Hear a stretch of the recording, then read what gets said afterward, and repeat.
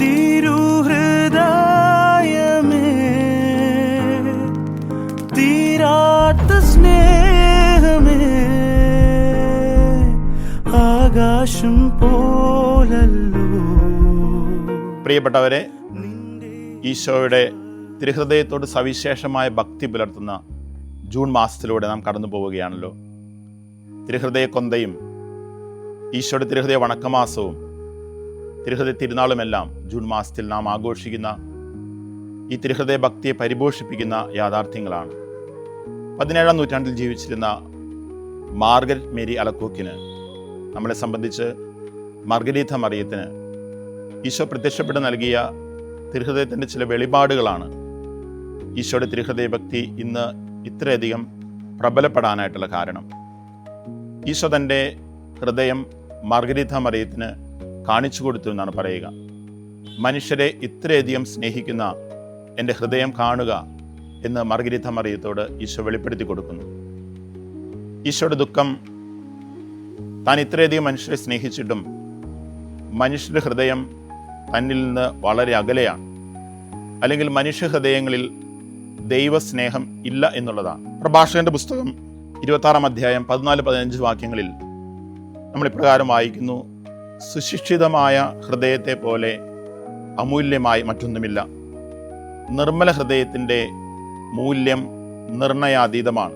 ഈശോ തൻ്റെ തിരുഹൃദയത്തെ നമ്മുടെ മുമ്പിലേക്ക് എടുത്തു വെച്ചുകൊണ്ട് തിരുഹൃദയത്തെ കാണാനും തിരുഹൃദയത്തെക്കുറിച്ച് ധ്യാനിക്കാനും ആഹ്വാനം ചെയ്യുന്നത്, ഈശോയുടെ ഹൃദയം പോലെ നമ്മുടെ ഹൃദയവും നിർമ്മലമായി തീരാൻ ആ പ്രാർത്ഥനയിൽ തന്നെ നമ്മൾ ഇപ്രകാരമാണ് പ്രാർത്ഥിക്കുന്നത്: ഹൃദയശാന്തതയും എളിമയുമുള്ള ഈശോ, ഞങ്ങളുടെ ഹൃദയം അങ്ങേ തിരുഹൃദയം പോലെ ആക്കണമേ.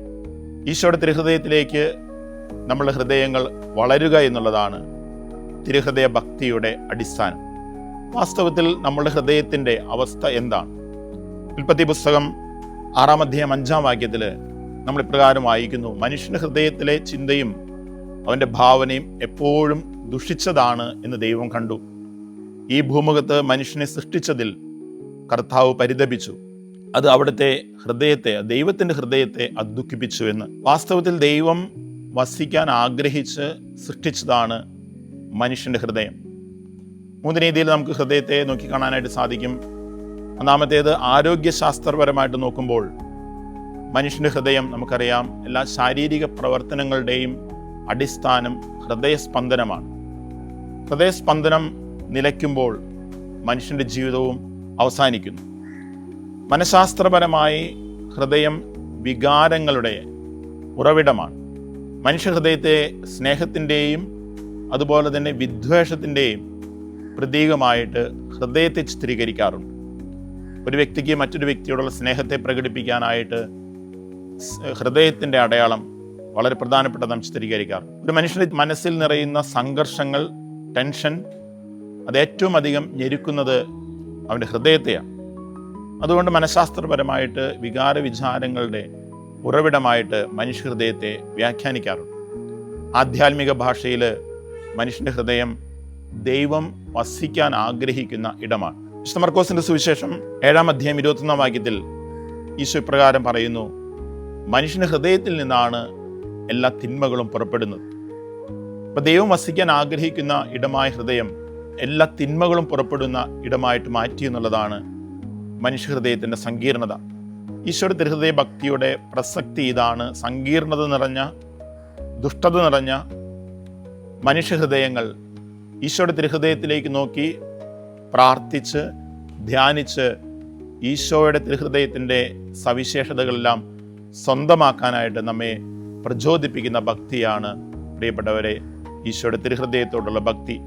നമ്മൾ തിരുഹൃദയ ജപമാല ചൊല്ലുമ്പോഴും ഈശോയുടെ തിരുഹൃദയ വണക്കമാസത്തിലെ പ്രാർത്ഥനകൾ ആവർത്തിക്കുമ്പോഴും ഈശോയുടെ തിരുഹൃദയ തിരുനാളിലെ ആരാധനകളിൽ പങ്കുചേരുമ്പോഴുമെല്ലാം ഈശോയുടെ തിരുഹൃദയത്തിൽ നിറഞ്ഞു നിൽക്കുന്ന ഈ ദൈവസ്നേഹവും ഈ മനുഷ്യസ്നേഹവും സ്വന്തമാക്കിക്കൊണ്ട് നിർമ്മലമായൊരു ഹൃദയത്തിൻ്റെ മൂല്യം നിർണയാതീതമാണ് എന്ന് പ്രഭാഷകൻ പറയുന്നത് പോലെ നിർമ്മലമായൊരു ഹൃദയം സ്വന്തമാക്കാനായിട്ട് നമുക്ക് സാധിക്കണം.